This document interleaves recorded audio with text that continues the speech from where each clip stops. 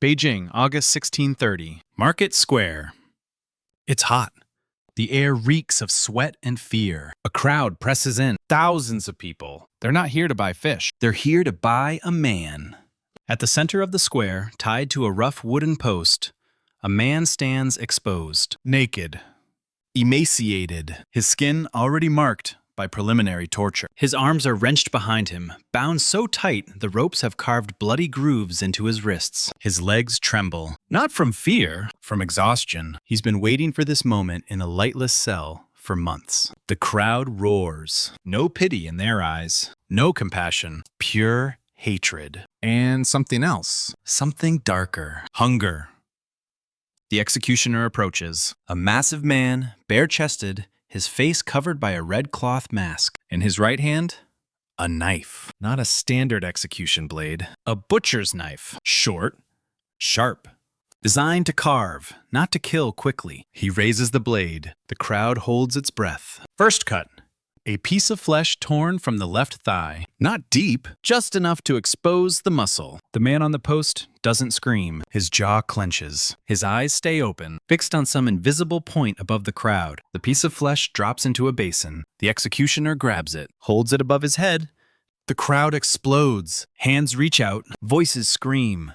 Silver coins fly through the air. A silk merchant pulls out a handful of copper. He shouts louder than the others. The executioner tosses him the piece. The merchant catches it. He doesn't hide it, doesn't wrap it. He bites into it. Raw. The flesh between his teeth, blood running down his chin. And he smiles. Around him, the crowd goes insane. They all want a piece. The man on the post closes his eyes for a second, then reopens them because he remembers. 3 years ago, these same people chanted his name in the streets. They called him the savior of China. His name? Yuan Chonghuan, the greatest general of the Ming Empire, the man who stopped the Manchu invasion twice. Today, this empire is cutting him into pieces, and the people he protected are fighting to devour his flesh. How? How does a hero become a meal? Rewind. 3 years earlier. The man who saved the empire. 1627. The Ming Empire is collapsing, not slowly, not with dignity. It's rotting from the inside. Corruption eats away at the imperial court. Generals betray for gold. Provinces rebel. And to the north, beyond the Great Wall, the Manchus pour in like a tide of iron and blood. City after city falls. Defenses crumble. Soldiers desert. Emperor Chongzhen is young, 17 years old. He just ascended the throne after his brother's death. He's terrified. Every night, he receives reports of new defeats. Every morning, he searches for someone, anyone, capable of stopping the slaughter. The old generals are corrupt. The young ones are incompetent. The empire has no heroes left. Then a name surfaces. Yuan Chonghuan, a 43-year-old military strategist. Not a nobleman, not a court favorite. Just a man who studied the art of war his entire life. He served in frontier defense, quietly, effectively. Nobody really knows him. But those who do say the same thing. He's a genius. The emperor summons him. Yuan presents himself before the throne. Short, thin, nothing physically impressive. But his eyes burn with devouring intensity. The emperor asks him, "Can you stop the Manchus?" Yuan doesn't lower his gaze. He answers, "Give me 5 years. Give me cannons. Give me absolute command of the northern frontier. And I'll bring you the Manchu Khan's head." 5 years, not 5 months. Not 5 weeks, 5 years. The emperor has no choice. He accepts. Yuan Chonghuan is appointed supreme commander of the northern defense. He leaves immediately. 1628, Ningyuan, the fortress of Ningyuan, a Ming outpost near the Manchu border. The Manchus have besieged it multiple times. They've never managed to take it. But this time, they arrive with a different army. 130,000 men, heavy cavalry, elite archers, siege catapults. Leading them, Nurhaci, the Khan who unified the Manchu tribes, the conqueror who razed a dozen Ming cities, the most feared man in Asia. Yuan has only 20,000 soldiers. Most are poorly trained peasants, conscripts who've never seen battle. They're terrified. But Yuan has a plan. For months, he's been bringing something from the other side of the world. Portuguese cannons. The Portuguese established trading posts in Macau. They brought European technology with them. Gunpowder cannons. Nobody in China really knows how to use them, except Yuan. He studied. He experimented. He trained his men. The Manchus arrive. They gallop toward the walls, screaming, confident. They've already won 100 battles. This one will just be one more. They're wrong. Yuan gives the order. Fire. The cannons explode. The sound is deafening, a roar that shakes the earth. Cannonballs tear through the Manchu lines. Men disappear, pulverized. Horses explode. The cavalry smashes against an invisible wall of metal and fire. The Manchus have never seen this. They don't understand what's happening.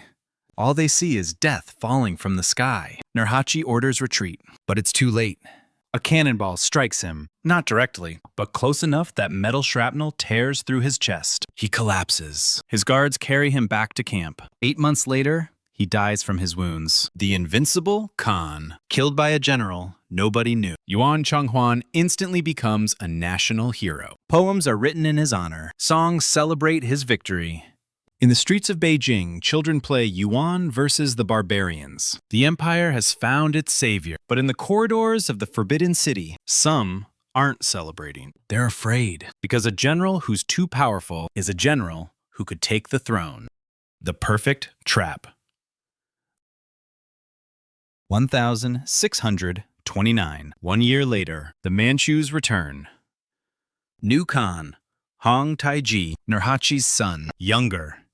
Smarter, more patient. He studied his father's defeat. He knows he can't beat Yuan in direct battle, so he changes strategy. He doesn't go toward Ningyuan. He completely bypasses Yuan's defenses. He finds a secret passage through the mountains. He crosses with an army of 100,000 cavalry. While Yuan guards the frontier, Hong Taiji gallops straight toward Beijing. The capital isn't prepared. No defenses, no troops, just ancient walls and palace guards. Panic explodes. The emperor sends desperate messengers to Yuan. The capital will fall. Come back, now. Yuan receives the message. He looks at his officers. Beijing is 300 miles away. On foot, it would take weeks. He has 5 days, maximum. He makes a decision. Forced march. 20,000 men, 300 miles, 5 days. They run. They only stop to drink. They sleep while marching. Men collapse. Yuan leaves them. He doesn't have time. On the 4th day, they arrive within sight of Beijing. The Manchus have already begun the siege. Catapults bombard the walls. Towers burn. Yuan doesn't wait. He launches the attack immediately. Battle of Beijing. It's a slaughter. Yuan strikes the Manchus from the flank. They didn't expect him to arrive so fast. Confusion. Chaos. Yuan drives his troops in like a wedge into wood. The Manchu lines shatter. Hong Taiji sees defeat coming. He orders retreat. Yuan's second impossible victory. Beijing is saved. The emperor should carry him in triumph, cover him in gold, name him Eternal Hero. But he doesn't, because something strange happened during the battle. 2 eunuchs from the imperial court were captured by the Manchus. For 2 days, they were held in the enemy camp. Then, mysteriously, they were released. They return to Beijing. They go directly to see the emperor, and they whisper something in his ear, something that will change history. Yuan Chonghuan betrayed us. The emperor freezes. What? He's secretly negotiating with the Manchus. He let them through. He waited for them to attack Beijing so he could arrive as the savior. It was staged.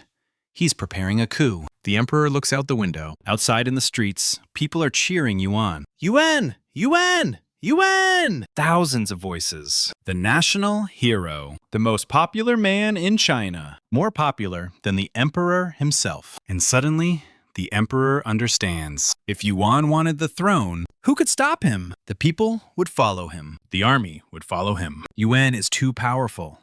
The emperor doesn't know it's a lie. He doesn't know Hong Taiji planted this information, that the 2 eunuchs were released on purpose, that it's a perfect disinformation operation. He just believes what he wants to believe, that Yuan is a danger. January 1630, in the middle of the night, imperial guards come for Yuan, not to reward him, to arrest him. Yuan doesn't resist. He could. His soldiers would follow him. He could take the palace in an hour, but he doesn't. because he still believes in the empire. Big mistake. The hate machine. Beijing prison. Yuan is thrown into an underground cell. No window, no light. Just darkness and rats. For months, nobody comes. No trial, no interrogation. Just silence. Yuan doesn't know what's happening outside. But out there, the emperor launches something new. A propaganda campaign. Posters are plastered throughout Beijing. On walls, in markets, at temple gates. Yuan Chonghuan is a traitor. He sold the empire to the barbarians. He plotted to assassinate your emperor. He deserves the slowest death. Public criers repeat the message in the streets. Imperial officials visit schools. They tell children how Yuan betrayed them. It works! Within weeks, public opinion completely reverses. The hero becomes a monster. The same people who chanted his name now demand his execution. The same merchants who made fortunes from the peace he brought spit on his portrait. Hatred spreads like disease. August 1630.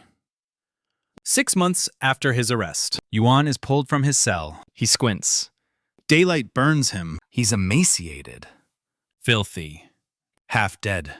They read him his sentence. Lingchi. Death by 1,000 cuts. Public dismemberment. The empire's cruelest torture. Reserved for traitors. Regicides. Monsters. Yuan listens without reacting. His eyes are empty. No fear. Just resignation. He knows there's no escape. No justice in this empire. The execution day is announced. Public criers shout it in the streets. Come see the traitor die. Come see Yuan Chonghuan pay for his crimes. The people respond by the thousands. The dismemberment. We're back at the beginning. Market Square.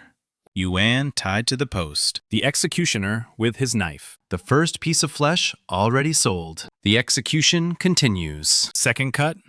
Right thigh.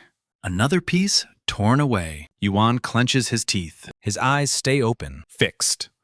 He won't give the crowd what it wants. No screams, no begging, just silence, which makes the crowd even more enraged. They want him to suffer. They want to hear him scream. The executioner speeds up. Third cut, left calf. Fourth cut, right calf. Fifth cut, left forearm. The flesh drops into the basin. With each cut, the crowd fights to buy. Some pay in silver.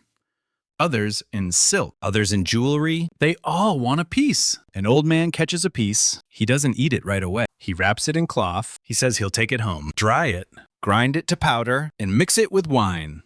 Traditional medicine. Eating a traitor's flesh brings luck, keeps away evil spirits. That's what they say. A woman buys a piece for her son. She says he's sick, that this will cure him. A merchant buys 3. He'll resell them in other provinces. Yuan's flesh becomes merchandise. The executioner works for hours. He follows a precise protocol. First, the extremities, the limbs, then the muscles, layer after layer, saving the vital organs for last. To make it last. 6th cut, 7th cut, 8th cut.